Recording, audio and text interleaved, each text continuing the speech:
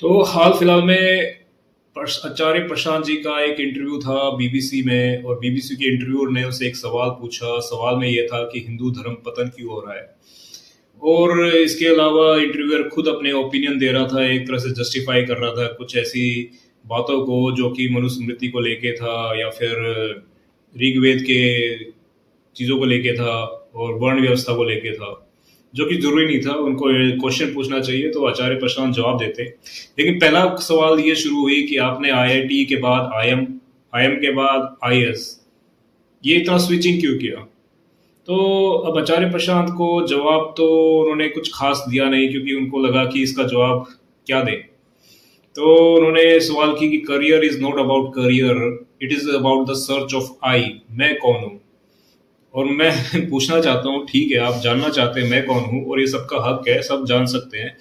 लेकिन आपने 4 साल आपने आईआईटी किया होगा, 2 साल आईएम किया होगा, आईएएस भी किया होगा, नौकरी भी की होगी, 7-8 साल तो आपको लगे। इतना टाइम आपको क्यों लगा कि भैया मैं अब सच क्या है खोज करने के बाद, मतलब इन चीज़ों की क्या आवश्यकता थी। लेकिन कोई ऑनेस्ट मेरे को इसमें रिप्लाई लगा नहीं उनको। उन्होंने इसको डाइवर्ट किया।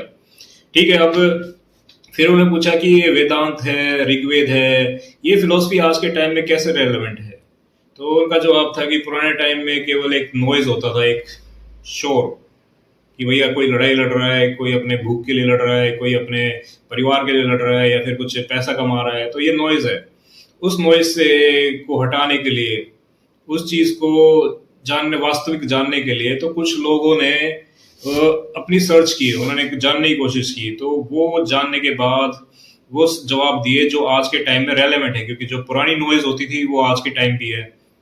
हाँ ठीक है, नॉइज आज के टाइम भी वही सेम है, लेकिन अब थोड़ा और नॉइज बढ़ चुका है। इसके अलावा साइंटिफिक प्रोग्रेस इस लेवल पे है कि कुछ चीजें आप हैरान मानिए कि प्रूव करते हैं कि हाँ, अध्यात्म से वो जुड़ने लगे हैं, अब अध्यात्म की बातों को अब समझने लगे हैं। फिर उनसे पूछा कि भैया देवताओं की पूजा क्यों होती थी पुराने टाइम में, तो देवताओं की पूजा के लिए ऐसा क्या काम था। तो एपी ने जवाब दिया कि भैया इसका तो यूटिलिटी था सबके लिए, कि भैया ये देवता इसके लिए है, फर्टिलिटी के लिए है, जमीन के उपजाऊ होने के लिए है। और देखो एक बात बताता हूँ, पुराने टाइम में क्या होता था, आपको लगता था कि किसान जो था ना वो मर्द जात जो है वो किसानी करता था। लेकिन मर्द जात किसानी से शुरू नहीं हुआ, शुरुआत हुई औरत से। औरत को पता था मेरे पास बीज है, उनको बीज मिलने लगे, उस बीज की कुछ ना कुछ वो आपस में ब्रीडिंग कराने लगे, क्योंकि उनको खाना चाहिए था। खाना किस लिए चाहिए था? अपने बच्चों को भरण पोषण के लिए, क्योंकि बच्चे तो माता से ही आए हैं, मर्द तो बाद में बने हैं। तो जब ये इरिगेशन था, फार्मिंग थी, ये औरतों से शुरू हुई। औरतों को इसलिए एक फर्टिलिटी की देवी माना जाता है। ये इसमें बहुत पूरा इतिहास है, इसको पढ़ सकते हैं। ये कहना कि भैया वो, कि भैया जो भी है, आज के टाइम में बस वो कुछ और बातें बता रहे थे जो कि ठीक है, किसी को सही लग सकती है, किसी को नहीं। तो उन्होंने कहा कि पुराने टाइम में क्या था, इंसान अपने एक अंधकार के साथ पैदा होता है। उस अंधकार में वो अपने आप को बॉडी मानने लगता है, मशीन, जो कि एक मशीन है। अगर बॉडी को हम मशीन माने, मैं कहूँ कि तुम मशीन हो, तो क्या तुम मान लोगे? तुम कहोगे हाँ मशीन है। आपने सवाल पूछा कि हम मशीन कैसे हैं, वो कुछ और कहेगा कि ये सब मेंटल कंसेप्ट है, आपका आई है, जो ईगो है वो हटा दीजिए तो क्या बचता है, चॉइसलेसनेस है, फ्री विल नहीं है। तो एक चीज बताओ, फर्क क्या है? आज के टाइम में आर्टिफिशियल इंटेलिजेंस है, रोबोट बन सकते हैं, लेकिन रोबोट क्या आपकी तरह सपने ले सकते हैं? क्या वो ड्रीम कर सकते हैं? नहीं। आप केवल आप ही ड्रीम कर सकते हैं ना। तो यही बात वो बताना मैं चाह रहा था। बाकी हो सकता है आर्टिफिशियल इंटेलिजेंस बेहतर हो, लेकिन क्रिएटिविटी के मामले में आर्टिफिशियल इंटेलिजेंस सबसे भी आगे चल चुका है। लेकिन इंसान अभी भी इंसानों के ऊपर ही निर्भर रहेगा, क्योंकि इंसान अगर क्रिएटिविटी में आर्ट या पेंटिंग करता है, गाने गाता है, तो अगर ये आर्टिफिशियल इंटेलिजेंस करे तो इंसान किसकी तारीफ करेगा, इंसान किससे जुड़ेगा? अगर क्रिएटर है और उसने कुछ क्रिएट किया है जिससे लोगों को खुशी मिली है, तो लोग यार क्रिएटर के बारे में जानना चाहेंगे ना। कौन है, उसकी स्टोरी क्या है, दर्द क्या है, खुशी क्या है, उनको वर्शिप करने लगे। लेकिन एआई बना दे तो एआई के पीछे कौन जाएगा? तो भैया क्रिएटिविटी के मामले में भी इंसान बहुत आगे है। ठीक है, अब आगे उनसे पूछा गया कि भैया क्यों देवताओं की इतनी पूजा करते थे, क्यों ये करते थे, तो सिंपल सा जवाब मैं बताता हूँ। ये भारतीयों के डीएनए में है कि वो वर्शिपर है। वो किसी के सामने झुक जाते हैं, किसी के सामने लेट जाते हैं। क्यों? क्योंकि उन्हें लगता है कोई अगला उनका उद्धार कर देगा। तुम्हें लगता है तुम्हारा कोई उद्धार कर देगा? जब तक तुम स्वयं कोशिश न करो, जब तक स्वयं अपने आप के ऊपर काम ना करो, तो कोई उद्धार नहीं करेगा। ये रिस्पॉन्सिबिलिटी तुम्हारी है। गुरु वगैरह तुम्हें डायरेक्शन दे सकते हैं, काम तुम्हें करना है। तो ये भूल जाओ कि कोई आगे उद्धार कर देगा, कोई मसीहा आएगा। आत्मज्ञान होने के बाद ये चीजें मायने नहीं रखती। अब आगे और पूछते हैं कि भैया अब मनुस्मृति और प्लेटो फिलोसफर जितने भी है, इनकी बातें इतनी, जैसे मनुस्मृति में वर्ण व्यवस्था बताई गई है जो कि वैदिक सनातन का हिस्सा है, तो क्या है इसका कारण? क्यों इसको इतना वो बताया जाता है कि भाई जस्टिफाई किया जाता है? तो वो पहले बोले कि हमें पहले अपने आप को नकारना है, मैं ये भी नहीं हूं, मैं वो भी नहीं हूं। ठीक है, वो नकारने वाली बात यार सब कितना ही कर लो, नकारने वाली बातें, नकारने वाले से कुछ नहीं होता। नकार कितना नकार लोगे तुम? तुम्हें लगता है कि तुम ये सब नकार के कहां पहुंच जाओगे? आखिरकार तुम्हारा माइंड क्या है? ईगो और आईगो छोड़ दे तो तुम्हारा माइंड एक कलेक्शन ऑफ हैबिट्स है। It's a collection of habits जो कि तुम्हारी रोजमर्रा की लाइफ में तुम्हें एक इजी लाइफ, है ना, हेल्प करते हैं। ताकि जैसे ड्राइविंग करते हो, पहले ड्राइविंग सीख ली, अब ऑटोमेटिकली तो ड्राइव कर भी रहे हो, बात भी कर रहे हो और अन्य काम भी कर सकते हो। तो ये हैबिट है, ये माइंड का एक प्रोसेस है, इसको इतना मत मानो। और दूसरी चीज क्या है कि हम इंसान क्या चाहते हैं? इंसान सच नहीं जानना चाहता। सच तो यार बहुत ही कम लोग ही है जो एक तरह से बिना इमोशनल हुए सच को जाने। क्योंकि हमारे लोग जो है, भारतीय लोग बहुत ही इमोशनल है, हाई लेवल इमोशनल इतना हाई लेवल कि जो इमोशंस नहीं भी है उनको उन्होंने एक आर्टिफिशियल बना दिया है, एक आर्टिफिशियल सेंटर क्रिएट कर दिया है अपने साइके में, जहां से वो इमोशंस को ऐसे फेंकते हैं जैसे तो पता नहीं क्या कर दिया, इज्जत दे दी तो पता नहीं क्या कर दिया, दो बातें महान कह दी तो क्या कह दिया। ये कहां से आता है? ये आता है ईश्वर की पूजा को। आजकल क्या है, पंडे पुजारी आपको क्या बोलते हैं? ब्राह्मणों को नहीं कह रहा, पंडे पुजारी आपको कथा में क्या कहते हैं? ईश्वर को खुश रखो, ईश्वर को राजी रखो, ईश्वर को तुम भक्ति दिखाओ कि मैं इतना हूं, मैं आपका भक्त हूं भैया, मैं भक्त हूं, मैं आपकी मैं कविताएं लिख दूंगा, मैं ये लिख दूंगा, वो लिख दूंगा। भैया ये सब की जरूरत नहीं है। जिसको आत्मज्ञान हो जाता है वो इन चीजों से परे हो जाता है। अबे क्या ईश्वर को खुश रखोगे तुम? है तुम्हारे 10 रुपए के नोट जो कागज से बने हुए पेड़ काट के, उससे लगता है वो खुश हो जाएंगे? कितनी बेवकूफ वाली बात करते हैं लोग यार। ईश्वर परमानंद है, वो स्थिति ऐसी है, वहां ना कुछ जोड़ सकते हो ना कुछ घटा सकते हो। कहा ना गीता में, तुम्हारे त्रिगुणों से परे है। लेकिन लोग समझ ही नहीं रहे, खुश करने में लगे हुए। इसलिए तुम्हारे में वर्शिपिंग डीएनए है। एक वर्शिपिंग डीएनए होता है ना, कहीं पे भी तुम्हें झुका देता है, किसी के सामने लिटा देता है। गुरु के सामने लेट सकते हो, गुरु को नमन कर सकते हो, कोई इशू नहीं है। लेकिन तुम तो इतने भिखारी पने में आ गए कि भैया कुछ ना कुछ मिल जाएगा, मेरे भिखारी है भिखारी है। थोड़ा सा यार डिग्निटी लेके आओ, सेल्फ रिस्पेक्ट लेके आओ। अब आचार्य प्रशांत ने वन व्यवस्था को एक तरह से जस्टिफाई तो किया है, जो कि मुझे बहुत गलत लगा। हालांकि वो एक जस्टिफिकेशन और देते हैं कि ये आदि पुरुष था किसी समय में, समय का बोध नहीं होता। आदि पुरुष समय से परे है भैया, समय नहीं था। और उस आदि पुरुष से ये हाथों से ये निकला, पैरों से ये निकला, और सर से ये निकला, और घुटनों से ये निकला। भैया क्या बोल रहे हो? अपने एक्सपीरियंस से बोलो, किताब में तो कुछ भी लिख देंगे। मैं बताता हूं कि वन व्यवस्था क्यों है। वन व्यवस्था का असली कारण क्या है? ये तो कहानियां बनाई गई बाद में, पहले इस व्यवस्था को लेके आए कि व्यवस्था एक क्यों जरूरी था उनके लिए। पहले तो एक स्ट्रक्चर दिया होगा ना सोसाइटी को। एग्जाम्पल बताता हूं, अगर कोई राजा अपनी प्रजा के साथ किसी दूसरे राज्य पे आक्रमण करता है पुराने टाइम में, तो वहां के लोग जो है हारे हुए होते हैं, हार गए तो उन्हें बंदी बना लिया जाता है। अब बंदी बना लिया जाता है तो वो राजा क्या सोचेगा? वहां के पंडित पुजारी जो है वो क्या व्यवस्था बनाएंगे? वो कहेंगे कि भैया इनके साथ घुल मिल लो जो हारे हुए हैं।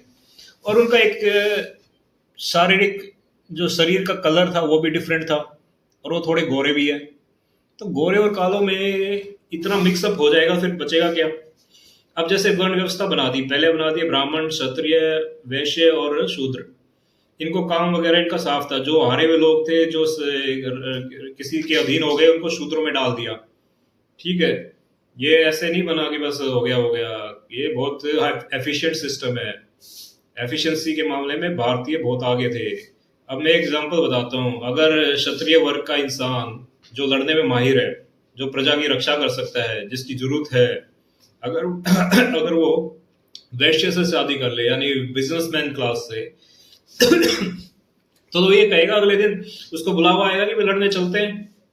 अब वो जमीन का खेती भी करता था, लेकिन अब खेती छोड़ के वो सोच बोलेगा मैं तो यार क्या, मुझे नहीं जाना, मैं बिजनेस करूंगा भैया, मेरे को काम करना है। और बिजनेसमैन का क्या होता है, वो एक जगह नहीं रुकते, वो दूसरी जगह भी जा सकते हैं, फ्लेक्सिबल होते हैं। लेकिन जमीन वाले को तो वहीं रुकना पड़ेगा, जमीन की रक्षा भी करनी पड़ेगी। अगर क्षत्रिय उनके साथ मिल जाता है तो इससे व्यवस्था की नींव टूट जाती है। फिर जब लड़ने की जरूरत आती है तो ये लोग कहेंगे कि भैया ना मैं वैश्य हूँ ना मैं क्षत्रिय हूँ, मैं तो बस मेरा अब जो बच्चा होगा उसका, वो तो कहेगा मैं तो बिजनेस करूँ। क्योंकि सब ये सर्वाइवल के बारे में सोचेंगे, मरने के बारे में कोई नहीं सोचेगा कि मरना है मेरे को।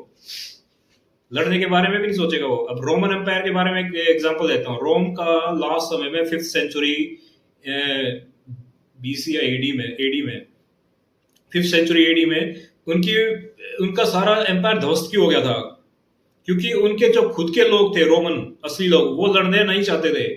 वो रोमन लोग बाहर के जो आतंक जो उनके सोसाइटी में घुस गए थे, जर्मनी ट्राइब, वाइकिंग्स, गोथ और हर तरह के जो जिनको बारबेरियन बोलते थे, वो धीरे धीरे उनको कैप्चर करने के बाद उनको सिस्टम में, सोसाइटी में इंक्लूड कर दिया। क्यों? क्योंकि गोरे गोरे थे, दोनों ही गोरे थे यार, इसलिए उनको ज्यादा फर्क लगा नहीं।